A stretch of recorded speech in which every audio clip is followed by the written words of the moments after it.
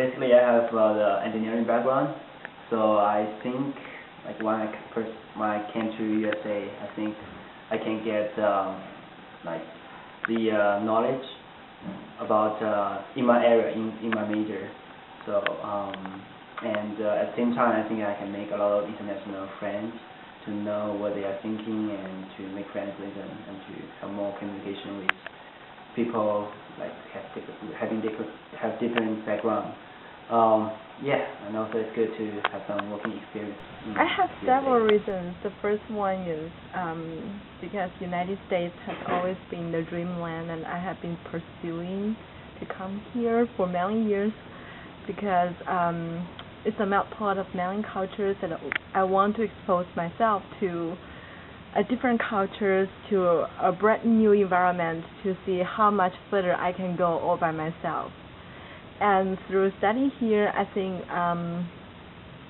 I can get more knowledge about my profession, as well as I can get hands-on experience teaching different students because I'm in TESOL major, so I think studying here is the best choice. I decided to further my study like quite late, like because first year something happened in my life that like I didn't expect at all. So later one day I just realized that I hate the current life I am like with. Like I'm doing things that people expect me to do, not I want to do. So I want to make a change, because if I don't make this decision to get out of that life, I may get a job, get married, get a baby, and like I can see the future life of myself. So I need to stop for a while and think about my life. I think the main reason I come to United States is because firstly I don't want to study anymore in China in such education environment. And secondly is that I don't want to find a job immediately after undergraduate, so I just came here. Because since I want to be a teacher, so I think I heard and I also learned that American education is the first class kind of. So I want to self-experience this kind of education so that I can deliver, maybe I can deliver this kind of education to my students. Secondly, I think we just want to broaden my horizon. I don't know, I just think I want to like enrich myself with better education so that I can benefit my students much. I think it's to understand yourself and understand the world and getting the ability, to learn or to prepare yourself for your career or for your family or for yourself. So yeah, I think, to be honest, I think the main purpose is to find a good job and make money. Yeah, this is purpose, I think. Because my undergrad major was politics and education. I still remember we have a class called Science of Education, I think. So we talk about why we need school. So although school and education are different things, but I think part of the purpose of education was, I said at that time, when I was in undergrad, saying like, produce more angels for this society. For me, my theory for human being nature was people are born to be like undisciplined. So school is like a angel producing machine, or a place that undisciplined babies going in the machine, and when they get out of machine they became angels, like disciplined or knowledge or like just being better human beings.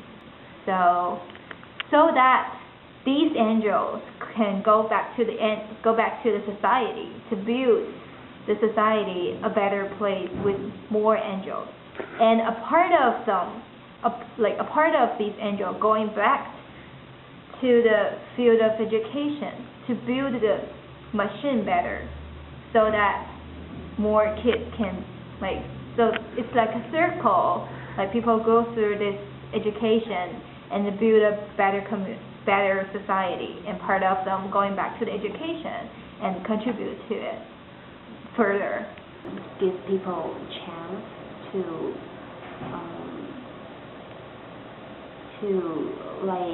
realize what they want to do in their lives. Maybe not very fantastic, maybe just very common job, but just give people a chance to do what they want to do, or give them the social mobility to achieve. But although it is not the case, but sometimes, but at least give people a chance and hope to realize their dreams. I think education is to cultivate the potential of each individual for them to be the best of themselves, because everybody has its shining point, and as educators, our duty is to help them develop such shining points.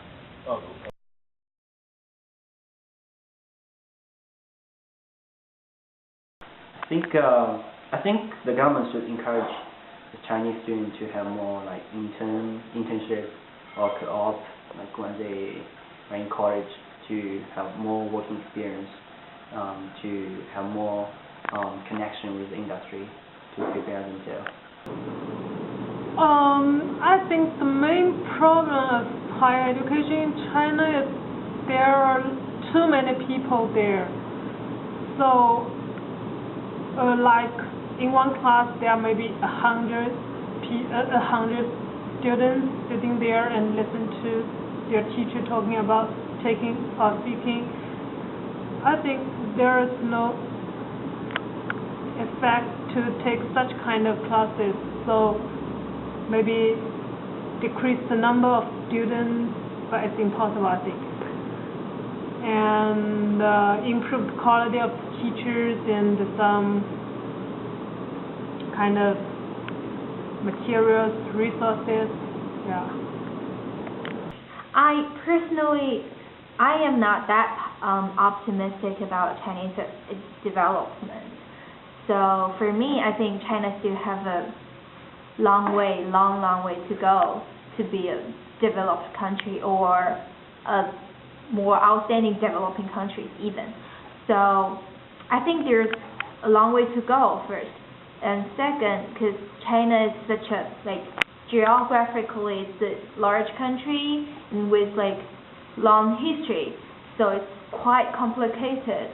So I don't think the Chinese education right now is too problematic. So it has its own rationale and own purpose and own meaning in that society. It may not apply well to other society, or it may not apply well in the States, but for the current China, I think there are problems, but it's not totally wrong. But to improve it currently for this stage, first of all, I think the standard or united standard is still necessary, because it provides equity and equal access to all the students, and people need to be educated. Second, I think one of the biggest issue is it's not widespread enough. It is quite going well in part of the country. However, the problem I see is there are still even larger part of China is not educated or needs more education. So I think the responsibility of the government is to spread education much more widely, trying to cover as much as enough for this country, so that can create a more balanced society that it's easier to implement further reform.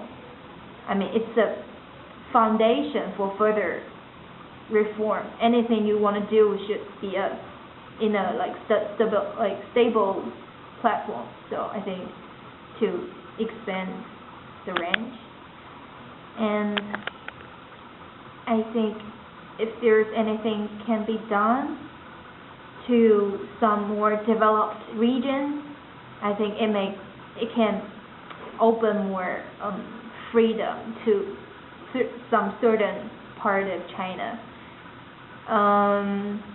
Because to develop quickly or more rapidly or more sustainably, you need part of the China to lead the rest of China.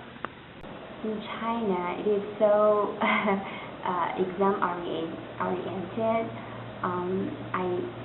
I don't know how they can do, because I come to America, I want to borrow some experience, but it seems that the situation in America and China is totally different, and people here are talking about how to abandon standardized exams, but it seems like it is impossible for Chinese, because we have such big population. I don't know, maybe just give children more freedom and more time, although it is so difficult under the system right now. I don't know, maybe as an individual teacher, we can try our best to make students survive in this system and give them maybe more space and freedom to not only be a machine for exams. But I don't know what government can do, because I think government is really happy because they have a lot of control on what people learn and what they want to civilize their potential citizens. So I just think maybe we can, on a personal level, what I can do, but I really don't know what the government can do. It just seems like a lot of political things going on. I'm not sure. The system should be modified to, include as many children as possible, because I just learned from American education policy, no child left behind. So I think this policy should also be incorporated into Chinese education policy. And another important thing is that we should have teachers that really have high qualifications to not only teach students the knowledge, but teach them how to be a good thinker, a good problem solver, or something like that. So I think a Chinese government should raise more funding for those talent students and send them abroad to learn more, and then just let them back to serve their Chinese education. Because currently most Chinese international students, they just have to pay themselves to go abroad, and such kind of a burden just limit many talent students who are very good potential, good educators, but their students do not have the chance to go abroad.